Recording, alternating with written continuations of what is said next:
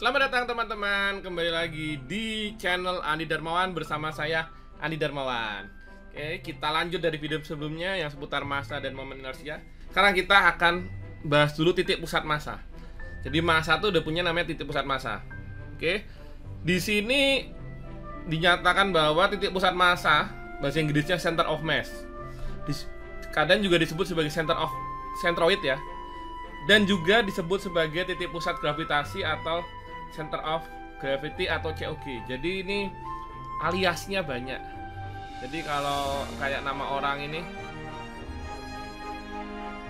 AK gitu ya. Jadi ya kita bilang titik pusat massa AK, COM, AK centroid, AK COG. Jadi kalau ada yang bicara seputar itu intinya tuh artinya sama. Oke, pusat sekarang kalau kita bicara pusat massa atau titik pusat massa. Titik pusat massa adalah area. Kok area salah. Titik yang menyebabkan suatu objek itu seimbang secara horizontal. Jadi misalkan apa ya? Nih, saya ada buku.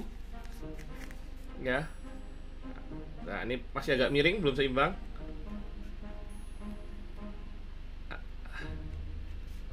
Belum seimbang lagi. Nah, kira-kira seperti ini. Nah, ini. Nah, tadi dia titik pusat massanya di sini. Atau ada yang bilang COG, ada yang bilang COM, atau tadi centroid. Dua enak mana, Mas? Serah sama aja. Ya.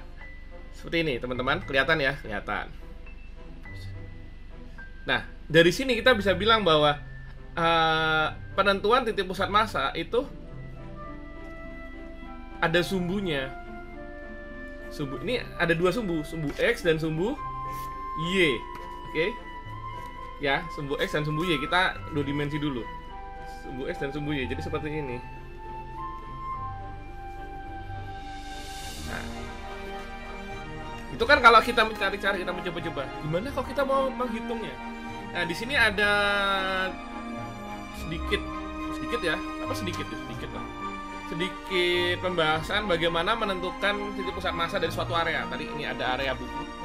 Kalau area buku mah gampang, anggap ini semua homogen, ya, materialnya homogen, terus ukurannya sama, bentuknya juga ya seperti ini, semua dari sini sampai sini tingginya sama semua.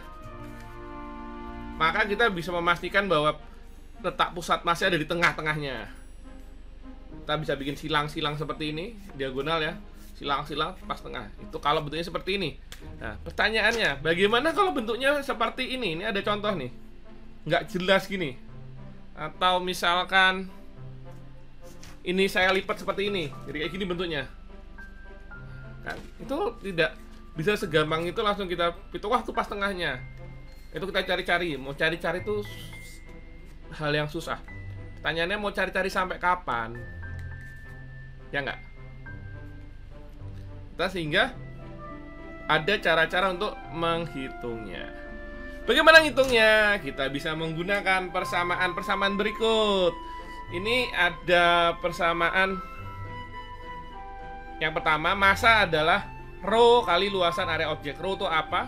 Rho adalah massa jenis.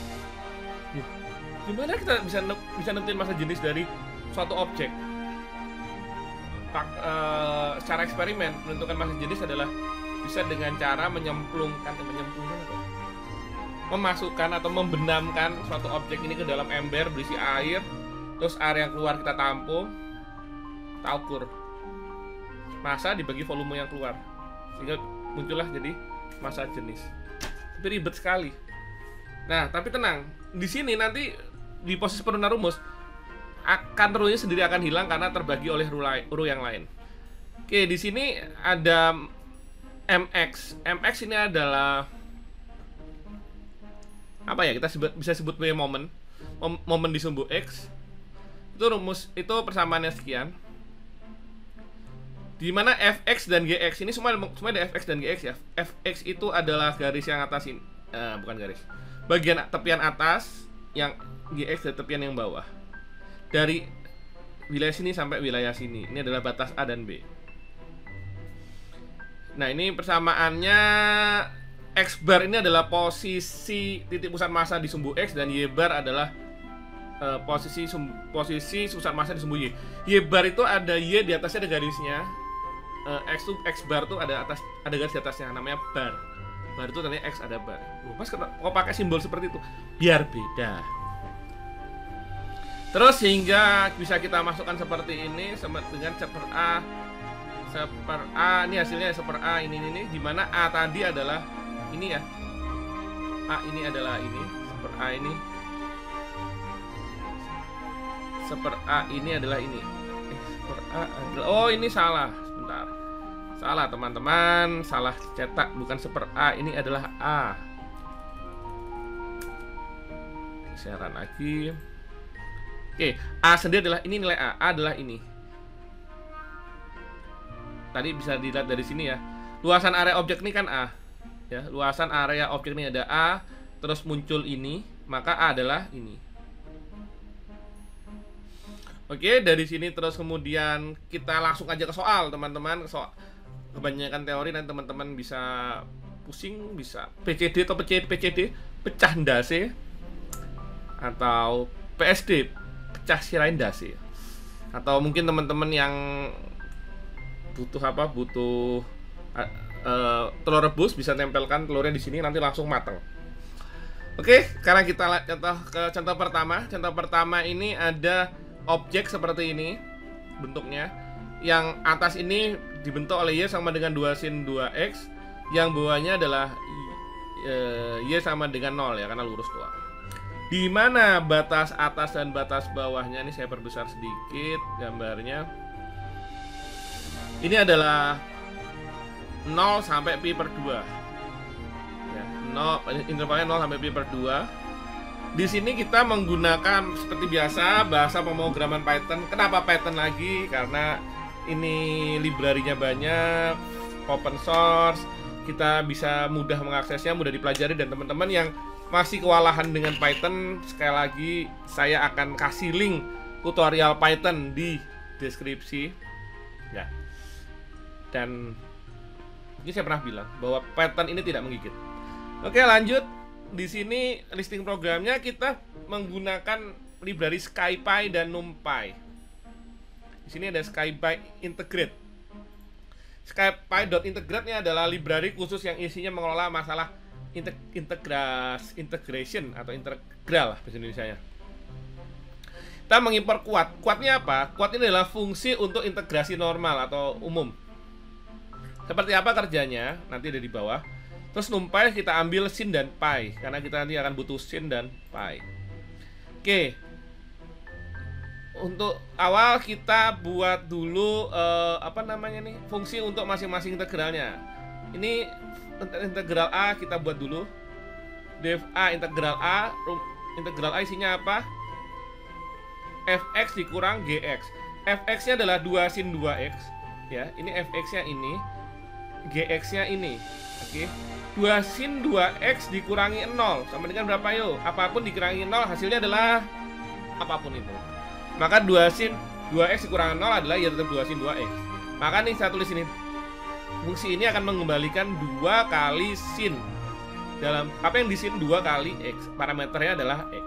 Oke, gampang ya? Gampang. Terus kemudian fungsi ini kita masukkan ke library kuat yang untuk mengatur integral, sehingga menjadi seperti ini. Kuat integral A langsung dipanggil 0 pi per 2 ini adalah batas. Oke. Nah, fungsi integral ini ada berbagai macam penggunaannya. Contohnya misalkan kita ingin buat integral ini kan 2 kali sin 2x, cuma ada satu parameter x. Gimana kalau misalkan ada 2? Ini misalkan kita x, n atau a, dan ternyata 2 ini saya ganti a, ini saya ganti a. Terus gimana ini kalau kayak gini? Kalau kayak gini, maka kita akan menambahkan satu lagi parameter di fungsi kuat, yaitu arg sama dengan dalam kurung ya, lupa, nggak salah dalam kurung sih. RG sama dengan kita kasih isinya apa aja, A ya. A itu kita kasih nilainya, mau kita nilai berapa sih? 2. Coba kita cek. Kalau nggak error tadi ya benar. Oh bukan. RGS. Saya lupa ini nanti. Coba nanti saya cek lagi nih. Nanti saya cek lagi. Coba saya cek sebentar.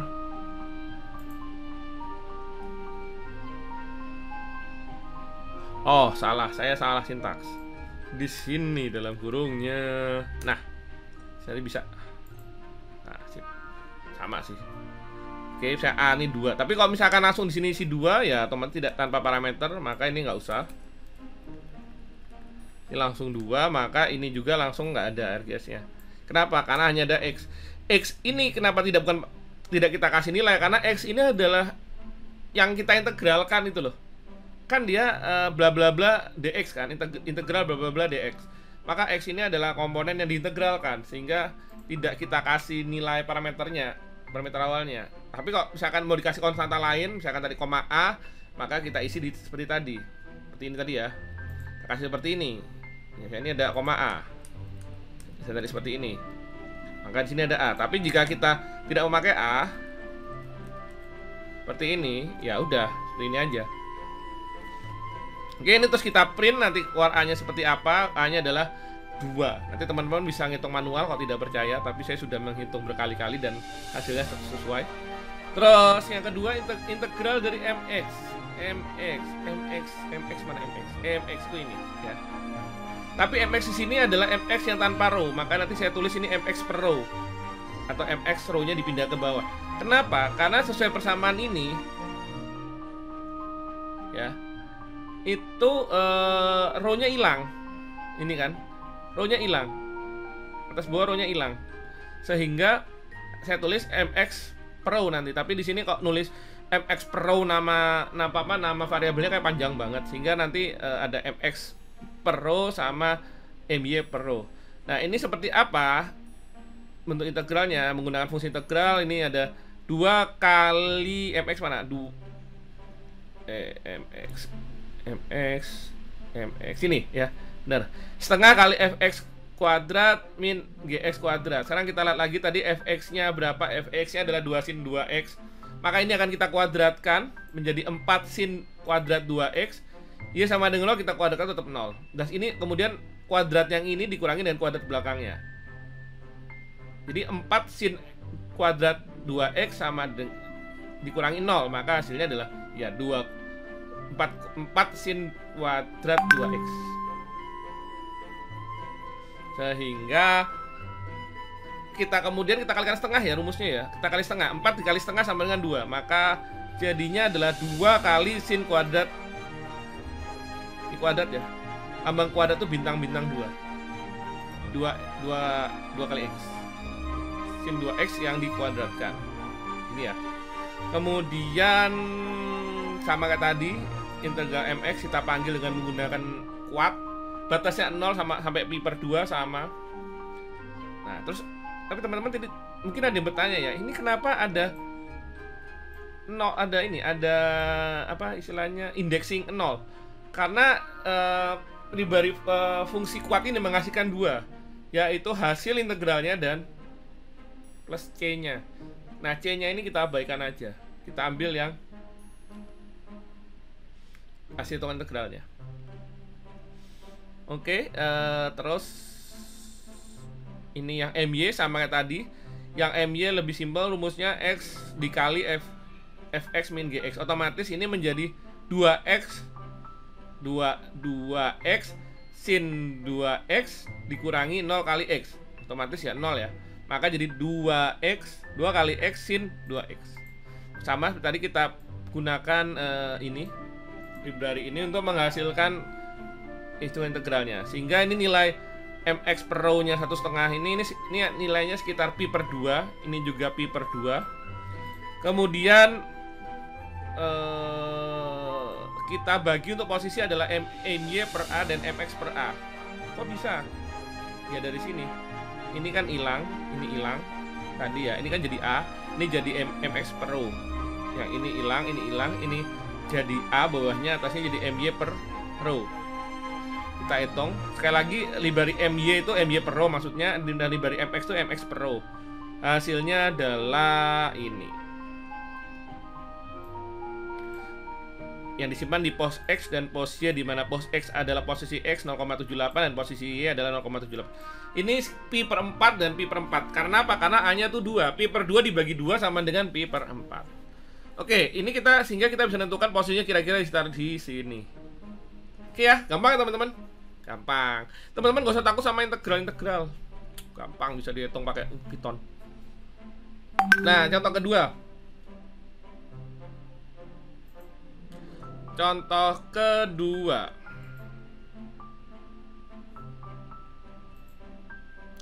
Tadi saya close dulu biar tidak ada gangguan.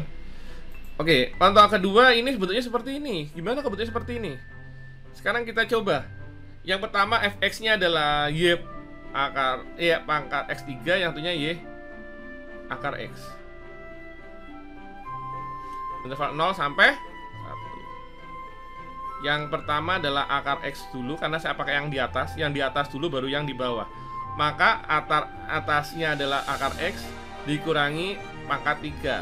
Hasilnya adalah tererendeng. Berapa nih hasilnya? Hasilnya adalah 0,4 A-nya. Terus yang kedua sama, ini dikuadratin dulu, dikurangi ini dikuadratin untuk mencari mx, kemudian dikali setengah.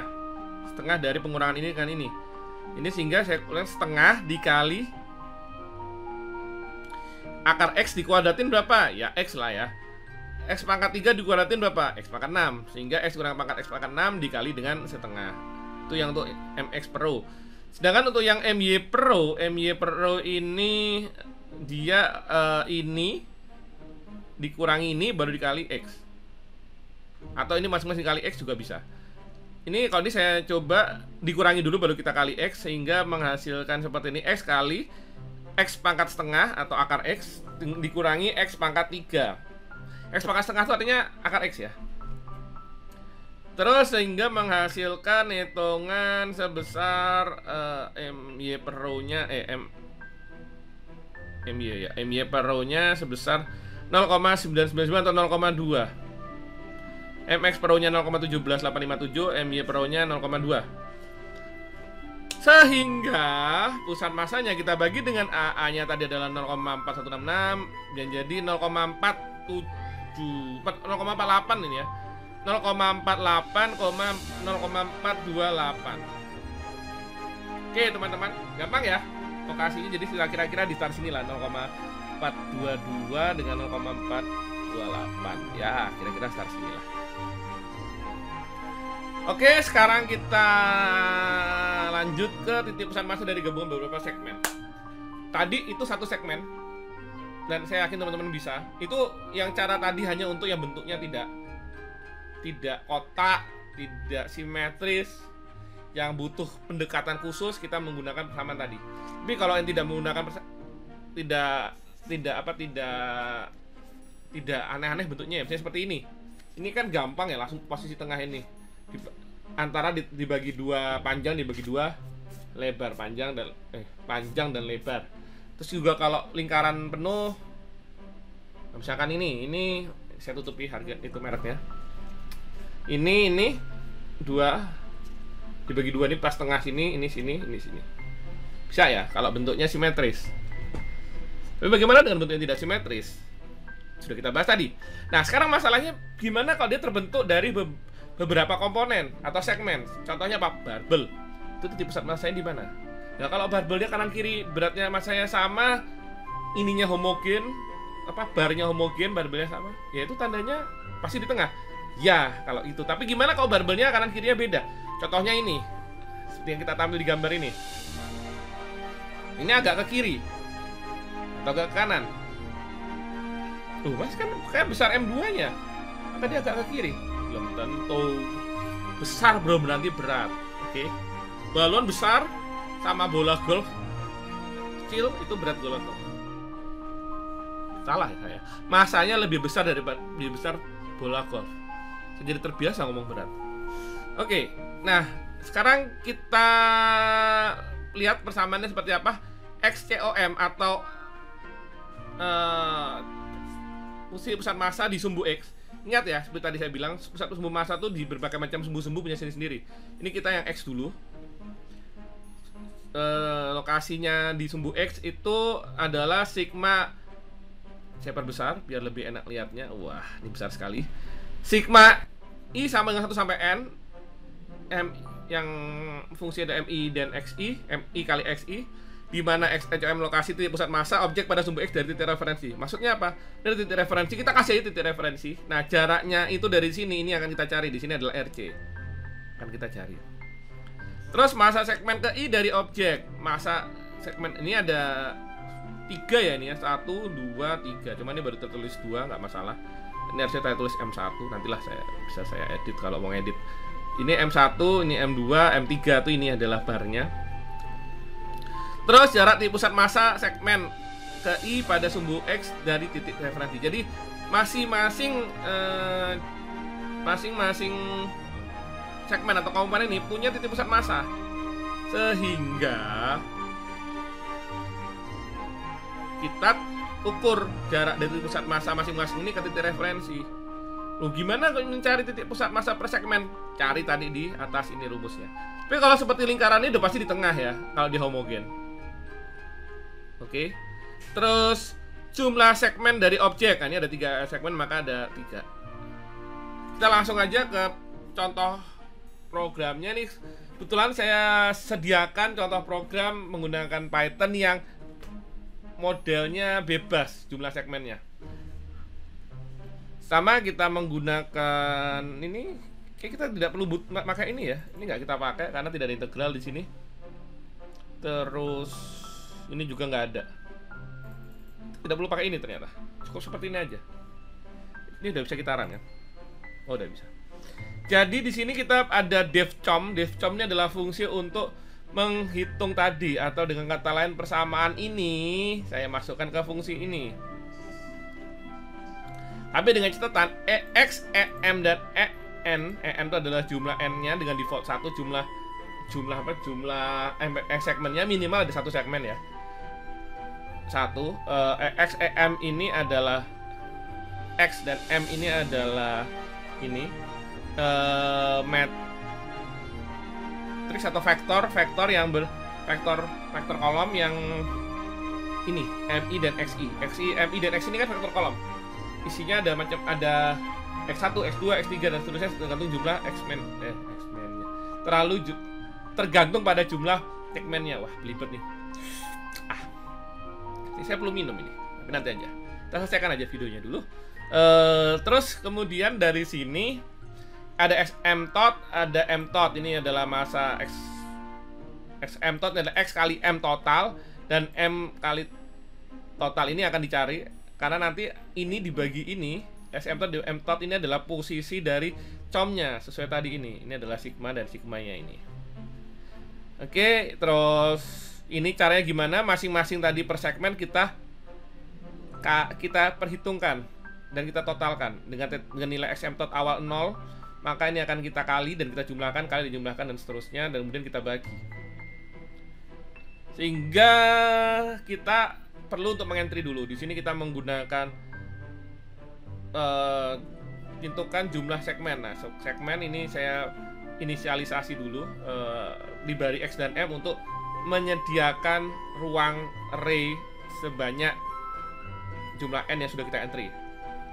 Jumlah segmen nanti akan muncul berapa, terus kemudian jarak X tadi adalah XI atau XJ, di sini adalah jarak kom segmen dari segmen ke berapa dari titik referensi yang ini tadi.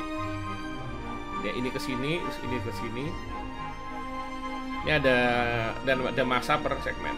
Kemudian kita tampilkan hasilnya dengan memasukkan dulu ke fungsi COM dan kita tampilkan hasilnya.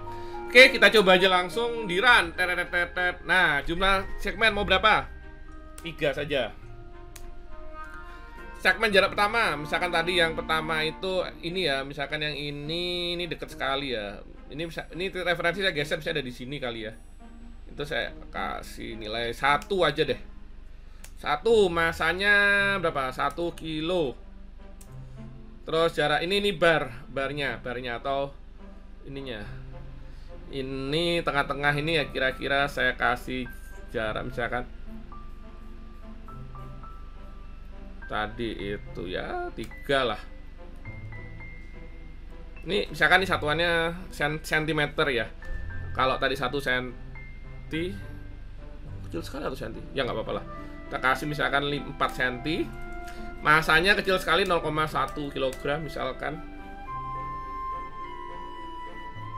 Oh, mohon maaf.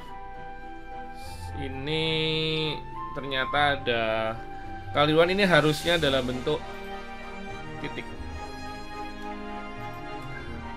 Biar dia dianggap bukan integer.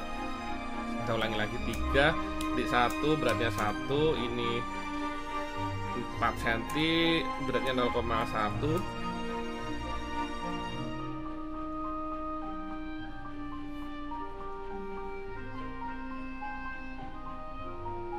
Apa saya kesini aja 0,1 sekalian 1 ketiga ini 1 ini 1 ini 2 aja lah 0,1.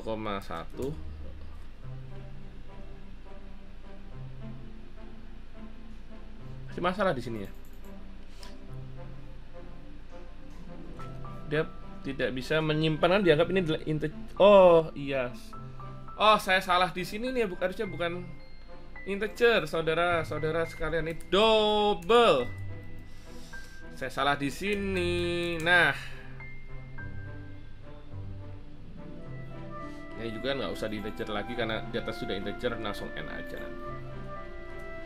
Oke, kita ulang lagi. Ini 3, ini kalau double nggak bisa ya, float lah, float 3 1 1 2 0,1. Wah bisa. Terus yang tadi tuh jaraknya ini 2, ini 3, masaknya 1,5 ya, 2 kilo 3 kilo aja deh. Maka titik pusat massa dari titik referensi sebesar 2,48 jaraknya centimeter. Oke, ini tadi yang sempat kita salah adalah ada float. Tadi sebelumnya saya tulis integer. Ini fungsi apa? Ini fungsi untuk mengubah input ini kan untuk menerima masukan tadi dari kita memberikan input ke Python, ke bahasa pemrograman Python, itu diubah ke float ya. Tadi saya ubah ke integer, salah, ini ubah ke float. Tadi saya maunya ke double juga bentuk line floating point, cuma lebih lebar, lebih panjang. Cuman tadi salah, kita pakai float aja. Karena ya inilah risiko saya harus menggunakan berbagai macam bahasa, kadang suka terbalik-balik. Oke, itu hasil uji cobanya. Ini teman-teman bisa coba sendiri. Dan ini bisa lebih dari 3 ya, bisa banyak jumlah segmennya. Oke, sekian dari saya. Terima kasih. Ketemu lagi di video selanjutnya, masih seputar massa dan momen inersia. Nanti kita selanjutnya akan membahas tentang momen inersia yang otomatis juga akan menggunakan ini lagi. Karena untuk menghitung momen inersia kita butuh titik pusat massa. Oke teman-teman, sampai jumpa di video berikutnya. Terima kasih. Oh iya, jangan lupa subscribe dan klik like jika suka. Dislike aja jika tidak suka. Sampai jumpa.